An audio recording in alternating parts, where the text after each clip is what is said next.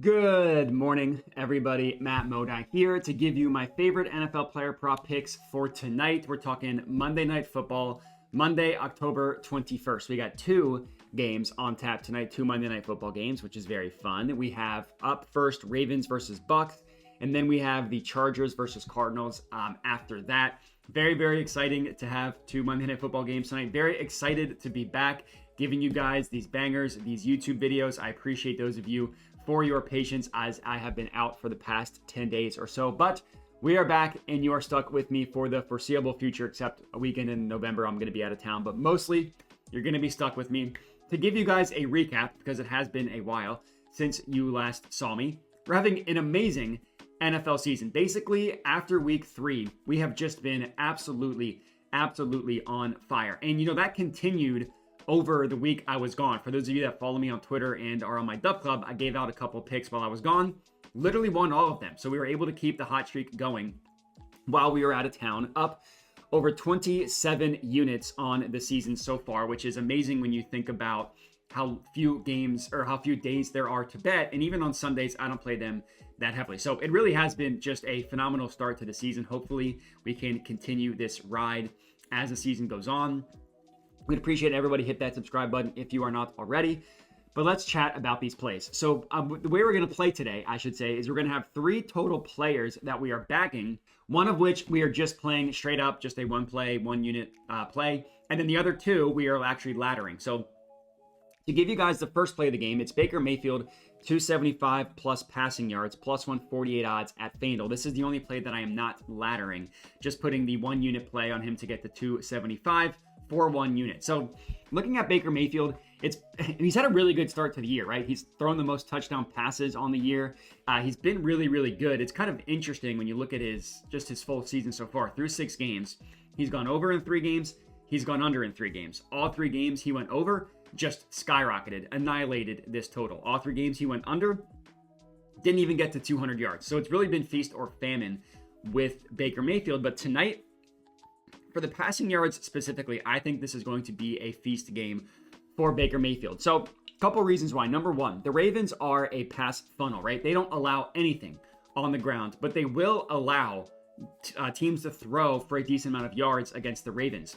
Looking at their rush defense, they've allowed the fewest rushing yards per game and the fewest rushing yards per carry as well. They've been very good against the ground. They also have the lowest adjusted yards per carry per fantasy points, which just measures, the lowest adjusted yards before contact per carry, which just measures basically yards before contact, taking out QB runs, taking out wide receiver screens, basically anything that's just a normal handoff. That's what gets tracked. Nothing else does. And again, Ravens have literally the lowest adjusted yards allowed before contact. According to DVOA, the 4th best run defense. So no matter how you slice it, a very good run defense, but they can be had through the air. And part of that is just by design, right? They don't allow anything on the ground. They bottle up the ground and they will allow you to pass on them. They've allowed the most passing yards per game. And just look at some of the individual performances that they have allowed. Patrick Mahomes in week 1, 291 passing yards. Now, allowing 291 to Patrick Mahomes might not seem like it's that much. That passing offense has not done much this year. Week 2, Gardner Minshew, 276 passing yards. Week 3, Dak Prescott, 379 passing yards. Week 5, Joe Burrow, 392 passing yards, 5 touchdowns. And then the Ravens last game, Jaden Daniels, 269 passing yards. So that's 5 of their 6 games in which they have allowed the quarterback to get to over their mainline passing prop, which Baker Mayfield, his mainline is 253.5. We're just taking him a little bit pumped up. We're pumping up that prop up to 275, but 5 of those quarterbacks all hit their just their mainline passing yards over under, with a lot of them hitting pumped up plays as well. Only one quarterback had a bad game against the Ravens, and that was Josh Allen, and just a really bad game.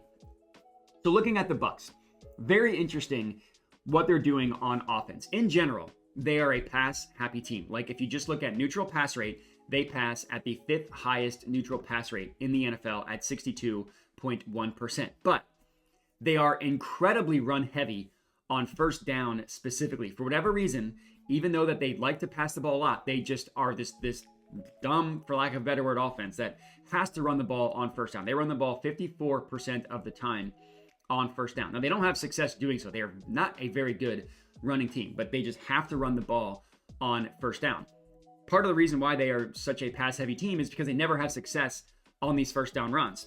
So if you look at their third down pass rate, 89.7% of the time, the Bucs pass on third down. That is the that is the second highest third down pass rate in the entire NFL. So my prediction, what's going to happen, they're going to continue to run the ball on first down. They're going to continue to not have any success running the ball on first down, and they're going to be passing at a high frequency on second and third downs as well. And I do believe that they're going to have success doing so. I'm not expecting Baker Mayfield, have a Kirk Cousins 500-yard passing game, but I do think that they're going to be able to move the ball through the air. Baker's been very good.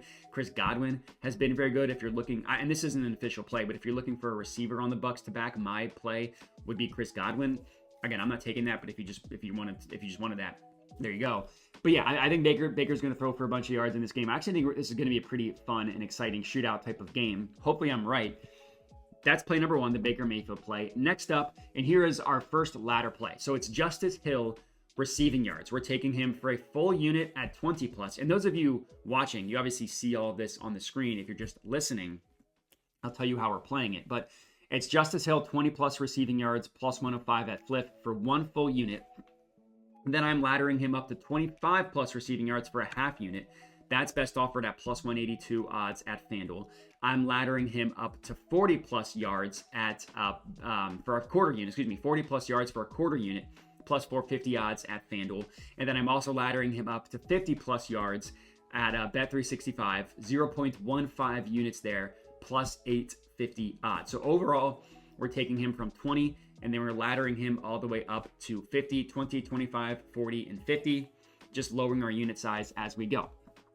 So obviously, I really like the Justice Hill receiving yards play for tonight. To get the negative out of the way first, I would love it if Vita Vea played in this game. He's amazing at stuffing the run. With him in the lineup, the Bucs have among the best run defenses in the NFL. He was a late add to the injury report on Saturday with a hamstring injury. That makes me nervous when players are late adds. So, I'm going to be on this play regardless, but I would feel a lot better if Vita Vea was playing. I know people are going to wonder about that, so I just want to get that out there at the beginning. If you just isolate the matchup and you just look at Justice Hill and when he plays well, it's just a perfect opportunity for him to have a great game. The Bucs are kind of similar to the Ravens in that they are a pass funnel and are generally hard to run. Now, a lot of this has to do with, obviously, Vita Vea, but they don't allow a ton of rushing yards, the 9th fewest rushing yards per game. But you can pass on the Bucs, and specifically running backs have had a ton of success against the Bucs, specifically in the receiving game. So they don't have a lot of success on the ground, but they do through the air. Overall, the Bucs have allowed 51.5 receiving yards per game to running backs. That's the third most receiving yards allowed to running backs in the NFL. And they've allowed 6.5 receptions to running backs, which is the second most. And just look through the game log against the Bucs. They've allowed some monster running back receiving performances. Week 1, they played the Commanders. Austin Eckler, 4 receptions for 52 yards. Brian Robinson, 3 receptions for 49 yards. That's over 100 receiving yards allowed to the 2 running backs on the Commanders in the same game. Week 2, David Montgomery, 4 receptions, 35 yards. Jahmyr Gibbs, 7 receptions, only 22 yards. So, he had 7 receptions, which is amazing. Only 22 yards would at least self-cash the first leg of this ladder, and then Montgomery, again, got up to 35. Week 3, Javonte Williams, 4 receptions, 29 yards. Would have cashed the first 2 rungs of the ladder. Week 4, Saquon Barkley, in a gross game against the Eagles, in which they were missing Devontae Smith and A.J. Brown. Saquon Barkley, 32 receiving yards. Would have cashed the first 2 legs of the ladder. Last game, week 6, Alvin Kamara, 5 receptions, 24 yards.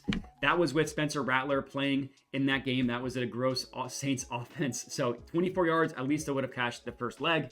And 5 receptions isn't bad either. So, Justice Hill is not the starting running back for the Ravens, but Derrick Henry doesn't do anything through the air. His receiving yards prop is like 5.5. So if the Bucs are hitting their average of receiving yards allowed to running backs, that would cash the first 4 legs of this ladder the first 3 legs of this ladder for Justice Hill.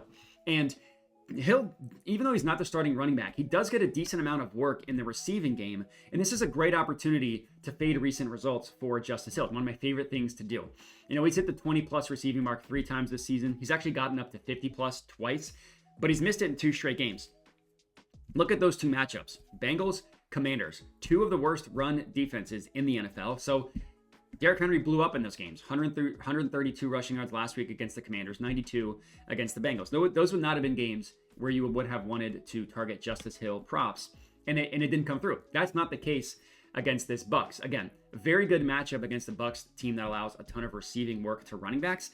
And Justice Hill is a zone beater for the Ravens. The zone, Bucs play zone coverage at the highest rate in the NFL. 82.4% of the time, the Bucs play zone. Again, the highest rate in the NFL. The Bucs are actually only one of 2 teams that play zone above 80% of the time. And as I mentioned, Hill is quietly a zone beater for the Ravens, more so than really any of the wide receivers. He's run the 5th most routes on the team against zone, which isn't a lot, but he's 2nd in yards per route run. Nelson Aguilar is ahead of him, but on much fewer routes run. And he's number 1 in targets per route run against zone. So I think that the Ravens are going to identify a matchup advantage with Justice Hill, and they're going to go to that. Similar to the Bills game, and Derrick Henry blew up in that Bills game, just crushed them. Justice Hill still had an amazing game receiving, and I kind of think that the Ravens are going to identify something similar against the Bucs. So 2 quiet games in a row for Justice Hill. Now's the time to buy back in on his receiving prop. That's play number 2 and our first ladder play. Next up, our third and final pick of the night, and our second of 2 ladder plays as well. Trey McBride receptions ladder. I'm taking him over 5.5 receptions, 1 unit, plus 115 odds at Fanatics. Then I'm taking him up to 7+ receptions, plus 200 odds at Bet365 for a half unit, and then up to 8+ receptions for 0.3 units for plus 375 odds, also at Bet365. And obviously, I should have mentioned, this is in the second of the 2 Monday Night Football games. So the first two picks were in the first game. This is in the Chargers versus Cardinals game. Now, to get the negative out of the way on this one too, because I do kind of like to give you guys both sides of my thought process, I generally don't like to bet players coming off of an outlier performance. And, Trey McBride has had a really good year. He's coming off of 8 receptions last week. But when you isolate the matchup against the Chargers and you just look at the holistic view of Trey McBride, he's been so good this season, and it's such a good matchup for him against the Chargers that, I'm willing to put that aside and bet on him to have another good game tonight. In the NFL, it's not like the NBA where there's 82 games. You can have 2 good games in a row, 2 good outlier games in a row in the NFL. It's not crazy. So I mentioned previously that the Bucs play zone at the highest rate in the NFL. I also mentioned that they are one of 2 teams that play zone above 80%. Well, the Chargers are the other team. They are the only other they are the second of 2 teams that play zone coverage above 80%. Obviously, the Chargers play it at the second highest rate in the NFL. Trey McBride, in general, gets a ton of work for the Cardinals, but he is their solution to zone coverage. He is their zone beater. He does a really, really good job finding the soft spot in the zone, and Kyler Murray, the Cardinals quarterback, is constantly looking for Trey McBride in these situations. And just look at the numbers. They bear that out. Trey McBride has the second best separation score against zone on the Cardinals, but he leads the team both in yards per route run and targets per route run, specifically against zone coverage. And just look at the difference between man and zone for Trey McBride. Yards per route run, 0.68, meaning per route, it's exactly what it sounds like, but per route that he runs against against man coverage, per route run against man coverage, he averages 0.68 yards. That's terrible. And 0.18 targets per route run against man coverage. Both of those numbers are awful. You want to look at that against zone, that yards per route run goes from 0.68 all the way up to 2.36 yards per route run against zone, and 0.3 run targets per route run against zone. His yards, quintuple. Just goes by a million. And his targets per route run goes from 0.18 to 0.31. Night and day difference, whether he's facing man or zone coverage. And again, Cardinals are going to see zone over 80% of the time against the Chargers. And you look at Trey McBride, a lot of his target share, a lot of his numbers are up there with some of the top 15 best wide receivers, let alone being number 1 in a lot of tight end receiving yard categories. His target rate, 25.7%. That would be the 14th highest target rate among wide receivers. Number 1 in terms of tight end target rate.